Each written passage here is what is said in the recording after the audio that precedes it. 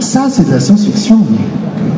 Voilà l'exclamation qu'on entend souvent à propos de toutes choses qui sortent un petit peu de l'ordinaire.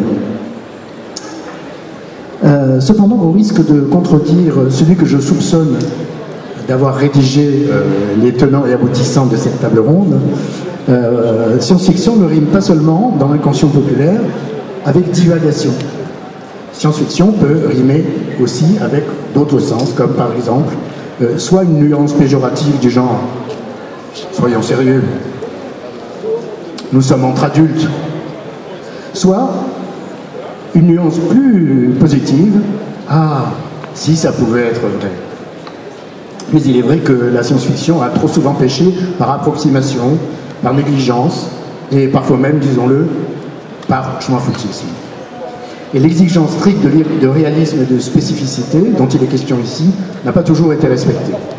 Bref, la science-fiction a souvent donné des bâtons pour se faire battre, mais qu'elle soit positive ou négative, il n'en est pas moins vrai que cette exclamation marque une rupture avec le train-train de la vie collective ordinaire.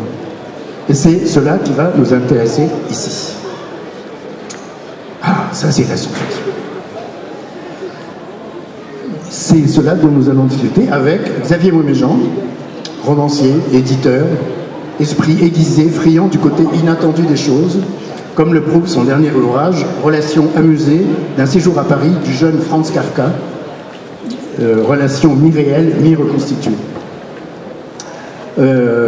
L'auteur de la formule que je citais à l'instant et que je dénonce maintenant, à savoir Hugo Bellagamba, que l'on ne présente plus, universitaire, historien et juriste, ainsi que nouvelliste et romancier, je ne sais pas ce qu'il fait, il doit dormir très peu de temps toutes les nuits. Sa dernière parution étant L'origine des victoires, chez ActuSF Helios, et il est accessoirement d'ailleurs, entre deux romans et entre deux cours à l'université, délégué artistique de cette brillante manifestation. Sylvie Lenné, qui outre ses talents de nouvelliste plusieurs fois récompensés, y compris par le tout dernier prix Rony Lenné, enseigne les sciences de l'information. Deux raisons qui la rendent sensible aux réactions à cette exclamation « Ah, ça c'est la science-fiction ». Enfin, Vincent Caillebout, architecte, fondateur du concept archibiotique, qui était un néologisme qui mélange trois concepts, architecture, biotechnologie et technologie de l'information et de la communication, et dont nous allons voir tout de suite quelques exemples de réalisation avant d'entamer notre débat sur ce thème merveilleux. Ah, ça, c'est de la science-fiction. Vous allez voir, c'en est. Donc bonjour à tous. Donc je vais simplement 5 minutes vous expliquer un peu ma démarche. Donc voilà un des projets que je développe depuis plusieurs années avec l'université de Berkeley aux États-Unis. Et donc quand vous voyez cette image, vous devez vous dire ah, ça c'est de la science-fiction. Ce projet a fait l'affiche des Utopiales en 2013 et explique le concept de savoir ce qu'on va faire avec le 7e continent. Le 7e continent, on n'est pas sur Mars, on est bien sur la Terre. C'est cet océan de déchets plastiques qui est équivalent à 10 fois la superficie de la France et qui traîne au milieu des vortex des océans. Aujourd'hui, on se demande ce qu'on va faire de ces déchets plastiques et avec les scientifiques, on essaye de trouver des technologies pour transformer ces déchets en biocarburants, pour inventer la mobilité propre du futur, une mobilité qui n'utiliserait aucune énergie fossile, mais bien simplement des énergies recyclées et recyclables en boucle fermée. Ce type de technologie, en fait, utilise des panneaux d'algues vertes qu'aujourd'hui, on essaye de mettre en place, notamment sur la tour Montparnasse à Paris, pour rendre cette tour autonome en énergie. Un autre exemple de ce qu'on pourrait faire avec les déchets plastiques est ce projet de ville sous-marine qui en fait propose d'envoyer des robots flottants dans les océans qui viendraient récupérer ces déchets plastiques en suspension et qui permettraient d'usiner, d'imprimer en 3D directement grâce à ces déchets plastiques les matériaux composites biosourcés pour construire des villes sous-marines qui pourraient s'enfoncer jusqu'à 1 km au fond des océans. À savoir que nous, les terriens, un jour, nous pourrions devenir des mériens, étant donné que notre planète bleue est constituée à 70% d'océans. Ici, nous travaillons également avec des scientifiques pour étudier une ville qui nage, c'est-à-dire une ville qui est capable de se déplacer et de s'équilibrer sur le plan vertical grâce à un mouvement tentaculaire qui viendrait transformer l'énergie cinétique des océans en électricité, rendant ainsi cette ville complètement autosuffisante en énergie. Un autre exemple de ville flottante que l'on a développé, que l'on développe toujours avec l'université de Singapour cette fois-ci, est le projet Lilipad. On connaît depuis maintenant quelques mois la crise des réfugiés de guerre. On sait que d'ici 2050, nous aurons 250 millions de réfugiés climatiques à abriter. Et donc, plutôt que de construire sur pieux, comme les plateformes pétrolières, plutôt que de construire sur polders, c'est-à-dire sur des amoncellements de sable comme à Abu Dhabi ou en Hollande, on propose la construction d'habitats pour réfugiés environnementaux qui soient flottants, nomades, qui puissent se déplacer sur les océans suivant les courants du Gulf Stream ou du Labrador. Donc ces projets de science-fiction, en fait, nous, on essaye vraiment de dresser des ponts entre la recherche fondamentale en laboratoire et la recherche appliquée en industrie. Le but, c'est de se dire qu'aujourd'hui, on est à l'aube de la COP21, du sommet mondial pour le climat que va accueillir Paris, ici à la fin du mois de novembre. Et l'enjeu est de dire que, à contrario de tous les scénarios apocalyptiques qu'on a développés en science-fiction depuis plusieurs décennies, on pourrait imaginer des scénarios où l'homme, finalement, retrouve une symbiose avec la nature, avec l'environnement, où finalement les bâtiments deviennent des jardins habités qui sont justement capables d'être notamment autonomes en énergie, en améliorant la qualité de vie des habitants grâce aux technologies de l'information et de la communication, grâce à l'ingénierie de la nature, au biomimétisme, pour finalement inventer donc ces villes intelligentes qui, d'ici 2050, où on sera 9 milliards d'habitants sur Terre, vont pouvoir finalement mettre en place des scénarios de résilience climatique.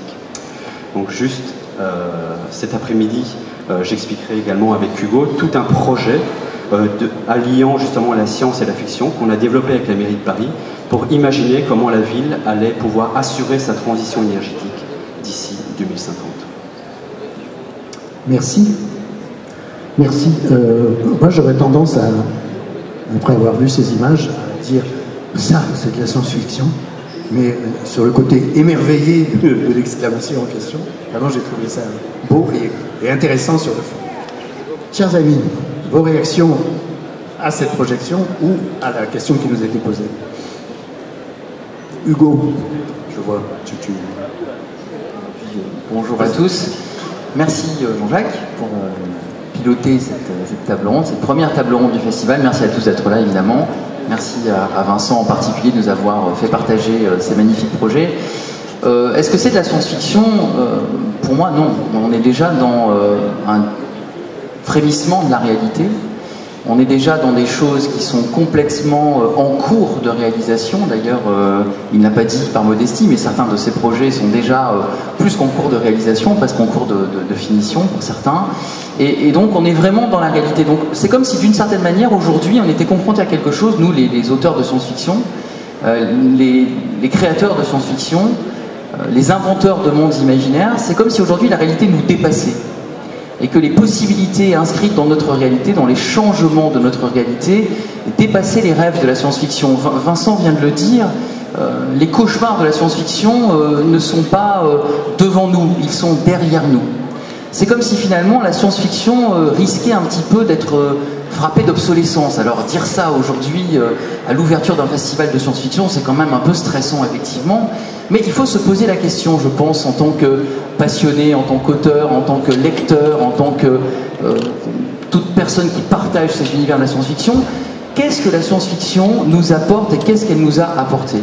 Et quand j'ai proposé cette idée, pour moi, mais ça c'est la science-fiction, c'était d'abord une manière avant tout de dire, écoutez, arrêtons de séparer la science-fiction de la réalité. Arrêtons de faire comme si on savait très bien que la science-fiction c'est quelque chose qui n'arrivera jamais et que la réalité c'est quelque chose qui n'a pas aucun point commun, aucune passerelle avec la science-fiction. Tout au contraire, la science-fiction nous permet à chaque pas, à chaque génération presque j'ai envie de dire, de nous préparer au changement de la réalité.